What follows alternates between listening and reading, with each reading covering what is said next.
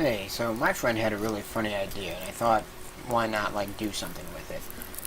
He was kind of making the joke that since I have really long hair, and I currently got a beard and all that jazz, that he said, oh, you look like Sasquatch or something funny like that. And then we kind of got into this whole topic of, like, how that all started even. Um, so I just, like, after, he left and all that fun stuff, I Googled it for a minute, because I wanted to, like, give him, like, my theory on it and, like, whatever. And he always likes the way I describe, like, or debunk myths and stuff, if you will. So I just kind of, like, Googled, like, that one thing that you've probably all seen in, like, Guinness Book of World Records, or Ripley's, believe it or not. It's called hypertrichosis, and you can see it all over the internet. I wouldn't necessarily say that it's more common today. It's just that we can see it more because of the facts that we can, like, share information so much easier and just, like, show people things. So, I mean, you take a look at a picture like this, or this, for example, you can kind of start to see where a long time ago, if people didn't know what it was, they'd just claim it to be some sort of, like, thing that they just, if you don't, people when they don't understand something, they tend to make up stories, which is really not appropriate, but it's what has been going on for a very long time, and I could go into so many other things with that. But this video is just for fun. Sasquatch, werewolves, long time ago, if you didn't have information on this, and let's say you're a young mother, for example, and you have a kid that looks like this, you might not have told anybody, depending on, when the kid was delivered and all this stuff and how it took place, or, the people who were there might not have said anything either, because they were equally as freaked out. And they might just abandon you in the woods, because, I mean, like, I'm not saying it's right, but look at it. If you don't know, it's weird. So, let's just say a young child was abandoned in the woods, not necessarily an infant, but just somebody who was, like, younger or something along those lines, or whatever the case may be. And it might not even be like an abandoned kid. It might be a kid who grew up with this a very long time ago, and then was, like, criticized or ridiculed or just, like, kind of exiled. Well, they probably ran out to some kind of wilderness, woods, things of that nature. So you've got now a hairy person just running around, probably as a child. Not necessarily, but that's my theory, because that's how you would start to lose your language skills as you spend so much time out in the woods, like, not talking to people, for example, and just, like, doing nonsense and, like, just whatever you would do to survive in the woods. Wouldn't it make perfect sense that, like, after a while you'd lose English or whatever your language was, and that, like, when you start to see people, you don't really know what to do, so, like, you start, like, throwing rocks and sticks and just, like, shit at them and stuff, because, like, that's just how it is. Like, you don't have a clue, and if you think about it anyways, your previous experiences with humans would not be a positive thing, because you got abandoned by your parents, in theory. I don't know, that just seems like a completely plausible answer as to why people blame, like, alright, and let's just take it away from werewolves, like, because, whatever, but is it really that hard to believe that somebody who happened to be, like, a larger person, who also had this disease, didn't have that problem where they were, like, thrown off in the woods somewhere, and, like, they just lived and managed? I mean, it's like, there's so many people in this world, it seems plausible. So I feel like that's just Sasquatch and werewolves debunked. I know this might not be the best explanation, and I could go into, like, how many people in the world have this and shit.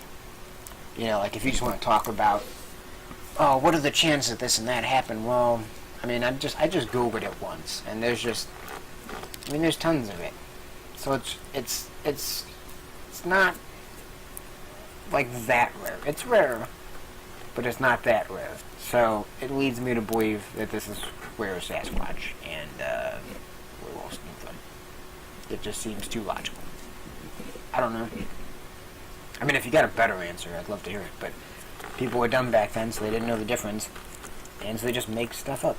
And I mean, look at, dude, come on. Are you kidding me? If you didn't know any better, would you not, like, especially if somebody else had already came up with werewolves before you or Sasquatch, and you saw this and you didn't know any better, how would this not be like one of your immediate thoughts of like, oh my god, some sort of demon like this guy, this kid rather. That's pretty extreme. I don't know if in this picture here, it doesn't look like the rest of his body's like that. But I mean, if he was covered in mud, for example, from living out in the woods and had the facial hair, I'm pretty sure somebody would like, freak out and like come up with all these nonsensical stories, because when you don't know something and you don't have better education, you do tend to come up with nonsensical reasons why something takes place. And I just kind of feel like that's the whole like beginning of Sasquatch or werewolves back in the day. Now, granted, today's day and age, everybody likes to be like a hoax person about it, and they just continue the problem because people are ridiculous and like that. But like, doesn't this seem like a good example of like where it started? I don't know. I mean, just look at this. Okay, that's not a good picture. Just okay. Now, I know a lot of these have all had it on their face, but I'm sure there's some that had it on their bodies and all around. And to just think that in like the entire population of the world, that this didn't happen to somebody who was then abandoned in the woods, and this is where the story came from, I think that would be, you'd be like in denial to a sense. Like it just seems with the population that we have, it's ignorant to believe that's impossible. I don't know, there's just like my funny thoughts on it.